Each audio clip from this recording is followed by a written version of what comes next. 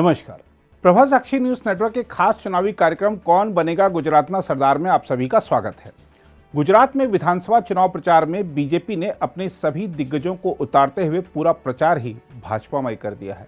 उत्तर प्रदेश, मध्य प्रदेश, असम तथा अन्य राज्यों के मुख्यमंत्रियों ने आज जहां जमकर बीजेपी के लिए प्रचार किया, तो वहीं बीजेपी अध्यक्ष जेपी नड्डा ने भी श्रृंखलाबद्ध रैलियां की। दूसरी ओर सोशल मीडिया के सहारे भी विभिन्न दलों के उम्मीदवार जनता तक पहुंचने का प्रयास कर रहे हैं। इस बीच हार्दिक पटेल ने विश्वास जताया है कि बीजेपी 150 सीटें जीतकर प्रचंड बहुमत वाली सरकार बनाएगी। बीजेपी के मुख्यमंत्रियों के संबोधन की बात करें तो मध्य प्रदेश के मुख्यमंत्री शिवराज सिंह चौहान ने प्रधानमंत्री नरेंद्र मोदी को कल्पवृक्ष, अरविंद केजरीवाल को बबूल का पेड़ और राहुल गांधी को खरपतवार बताया। तो वहीं उत्तर प्रदेश के मुख्यमंत्री योगी आदित्यनाथ ने कहा कि प्रधानमंत्री जी ने जो कार्य किए हैं उससे कांग्रेस को सीख लेनी चाहिए। वहीं असम के मुख्यमंत्री हेमंत बिस्वा शर्मा ने गुजरात के लोगों को याद दिलाया कि कांग्रेस के शासन में गुजरात की क्या स्थिति थी। नरेंद्र मोदी है कल्प वृक्ष, जो जरूरत है वो ही मिलेगा, और केजरीवाल है बबूल का पेड़, केवल कांटे ही गिरेंगे। राहुल बाबा खरपतवार है, ये फसल ही खराब कर देगा। ये कांग्रेस, ये आप, ये देश से संतोष और चैन साफ कर देंगे। अपने महापुरुषों को सम्मान कैसे दिया जाता है, यह सीखना है तो प्रधानमंत्री मोदी जी के कार्यों से कांग्रेस सीखे।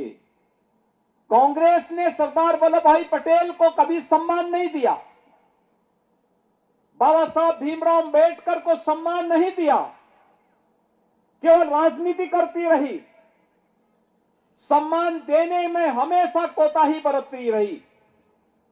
लेकिन चाहे वह बाबा साहब भीमराव अंबेडकर से जुड़े हुए पंच तीर्थों की स्थापना का कार्य हो, और चाहे लौह पुरुष सरदार वल्लभ भाई पटेल से जुड़े हुए केवड़िया में उनकी भव्य और दिव्य प्रतिमा, दुनिया की सबसे बड़ी प्रतिमा की स्थापना करके उसे तीर्थ के रूप में स्थापित करने का कार्य किया हो, ये प्रधानमंत्री मोदी जी ने किया है। उनके नेतृत्व में भारतीय जनता पार्टी की डबल इंजन की सरकार ने ये काम सब किया है। विश्व का सबसे बड़ा प्रतिमा आज गुजरात में है, लेकिन कांग्रेस का समय वल्लभ भाई पटेल कहां था? कांग्रेस का समय गुजरात कहां था? वल्लभ भाई पटेल को, सरदार वल्लभ भाई पटेल को भारत रत्न, देश का पहला भारत रत्न सरदार वल्लभ भाई पटेल को मिलना चाहिए था। कांग्रेस ने दिया। 1990 तक सरदार वल्लभ भाई पटेल का कोई भारत रत्न सम्मान नहीं आया। देश का लोगों को भी मालूम नहीं था कि वल्लभ भाई पटेल का देश के लिए कितना बड़ा कंट्रीब्यूशन था। देश का यंग जनरेशन का दिमाग में ऐसा ही घुसा दिया कि गांधी बिना देश चलेगा नहीं, और गांधी भी गांधी है, डुप्लीकेट गांधी, ओरिजिनल गांधी नहीं। महात्मा गांधी का बिना देश नहीं चलता, हम लोग सब जानता हूं। महात्मा गांधी हमारा पूज्य है, श्रद्धा है। वो लोग बोलता है कि भाई देश तो गांधी परिवार चलाता है, चलाएगा। अरे मान लेता हूं अगर महात्मा गांधी जी का परिवार चलाता है, लेकिन गांधी परिवार का मतलब तो डुप्लीकेट गांधी परिवार तो नहीं हो सकता है। अरे B.R. अम्बेडकर कहां गया? सरदार वल्लभ भाई के पटेल कहां गया? पूरा जो देश का गौरवशाली हिस्ट्री था, इससे पूरा देश को लोग डिस्कनेक्ट कर दिया। आप लोग सोचिए, अगर कांग्रेस का शासन होता था, क्या अयोध्या में राम मंदिर होता था? आप लोग एक बार सोचिए, देश से तो मुगल चला गया, लेकिन हर बार बाबरी मस्जिद, राम मंदिर। अरे भगवान राम और बाबर कोई कंपैरिजन होता है? कहां भगवान राम है और कहां वो आक्रांत का बाबर है? आज देश को एक नरेंद्र मोदी के लिए रुकना पड़ा। आज आप जाइए अयोध्या में, इतना भव्य राम मंदिर बना हुआ है। 2026 में राम मंदिर का उद्घाटन होगा। शायद डॉक्टर श्यामा प्रसाद मुखर्जी ने बात उठाया कि 370 धारा विलोप हो जाना चाहिए। कांग्रेस ने बोला नहीं भाई, ऐसा बात मत बोलो। क्यों? वो संभव ही नहीं है 370 धारा हटाने का। जब संसद ने, मोदी जी ने 370 धारा को हटाया, अमित भाई ने 370 धारा को हटाया, देश को ये एक मैसेज चला दिया कि मेरा भारत एक है, मेरा भारत महान है। अभी देश का यह सपना है कि प्रधानमंत्री मोदी जी का नेतृत्व में देश में यूनिफॉर्म सिविल कोड भी आना चाहिए। देश में यूनिफॉर्म सिविल कोड भी आना चाहिए। भारत में ऐसा भी चमत्कार आएगा और कोई देश में यूसीसी का बिना नहीं चलेगा। देश में यूनिफॉर्म सिविल कोड आएगा, यह भी मैं उम्मीद करता हूं। वहीं बीजेपी अध्यक्ष जेपी नड्डा ने कहा है कि विकास की दृष्टि से गुजरात ने देश ही नहीं दुनिया में भी अपने आप को स्थापित किया है।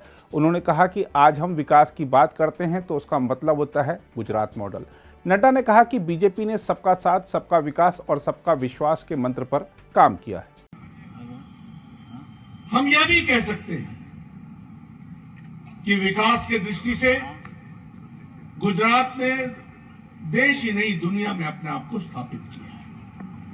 आज जब हम विकास के मॉडल की बात करते हैं तो उसका दूसरा नाम होता है गुजरात मॉडल। और गुजरात मॉडल का मतलब होता है विकास, विकास और विकास। और विकास किसका?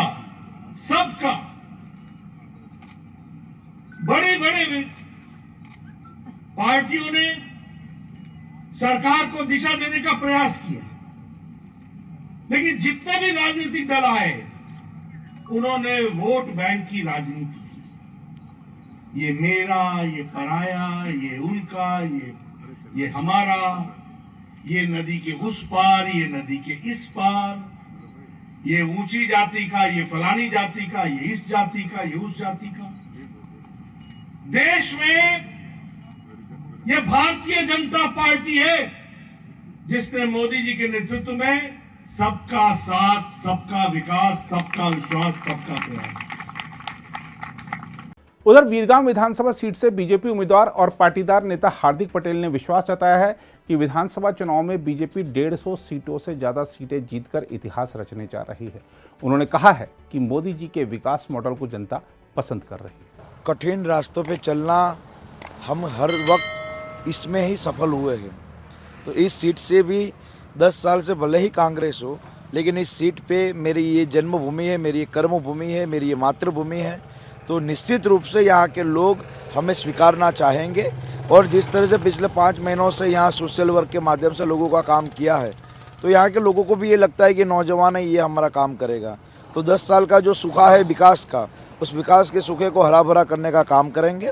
और देश के प्रधानमंत्री से नरेंद्र भाई मोदी की जो विभिन्न योजनाएं हैं हर तहसील के लिए, हर जिले के लिए, उसको यहाँ पहुँचाने का काम करेंगे ताकि विकास की गति को हम और ज़्यादा बढ़ा सकें। लास्ट टाइम भी ये तो कुछ नहीं, उससे भी बड़ा आंदोलन था, लेकिन जब चुनाव में वोट देने की बात आती है तो लोग भारतीय जनता पार्टी को देते हैं, क्योंकि लोगों को भरोसा भारतीय जनता पार्टी पर है। आम आदमी पार्टी हो या कांग्रेस हो, दोनों गुजरात की संस्कृति, गुजरात के अस्मिता और गौरव के खिलाफ रहे। तो गुजरात के 7 करोड़ लोग उनको कभी पसंद नहीं कर सकते। हार्दिक पटेल और अल्पेश ठाकुर 2 इम्पोर्टेंट और अहम चेहरे जो दिख रहे हैं, युवा चेहरे जो बीजेपी से उतरे हुए हैं, ये दोनों बीजेपी को किस तरीके से जीत सुनिश्चित करवाएंगे? हमारी असेंबली को हम जीत सुनिश्चित कराएंगे।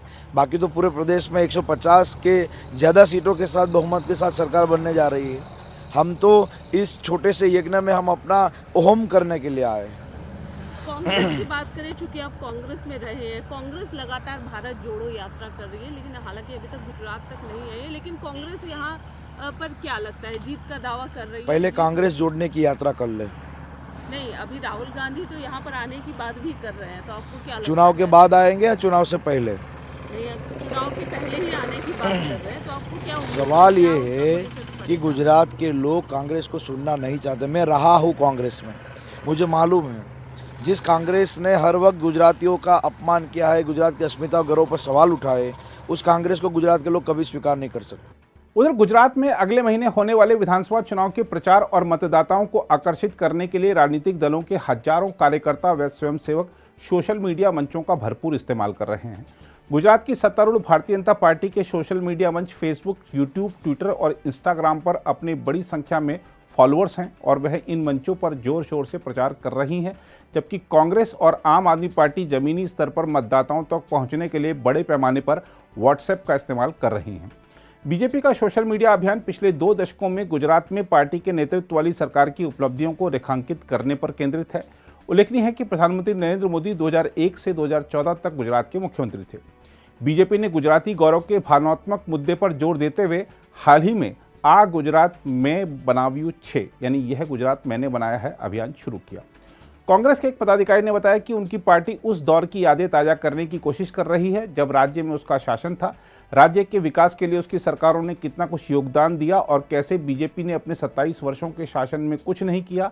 वहीं आप के एक पदाधिकारी ने बताया है कि पार्टी के राष्ट्रीय संयोजक अरविंद केजरीवाल द्वारा राज्य में अपने चुनाव प्रचार के दौरान किए गए वादों पर जोर दिया जा रहा है और मतदाताओं से जुड़ने के लिए व्हाट्सएप का भरपूर इस्तेमाल किया जा रहा है। बीजेपी ने मोदी जी के 20 स्वर्ण वर्ष, वंदे भारत, मैंने यह गुजरात बनाया है, बीजेपी का मतलब विश्वास जैसे अभियान चलाए हैं। बीजेपी की गुजरात इकाई मतदाताओं तक पहुंचने के लिए 15 से अधिक ऐप का इस्तेमाल कर रही है। बीजेपी के पास 20,000 से अधिक कार्यकर्ताओं और 60,000 से अधिक स्वयंसेवकों का एक दल है जो उनके सोशल मीडिया अभियान को संभाल रहा है। अगर आप भी लेना चाहते हैं देश दुनिया की तमाम जानकारी तो आज ही सब्सक्राइब करें हमारे चैनल को। साथ ही नीचे दिए बेल आइकन को जरूर दबाएं ताकि हर अपडेट आप तक पहुंच सके।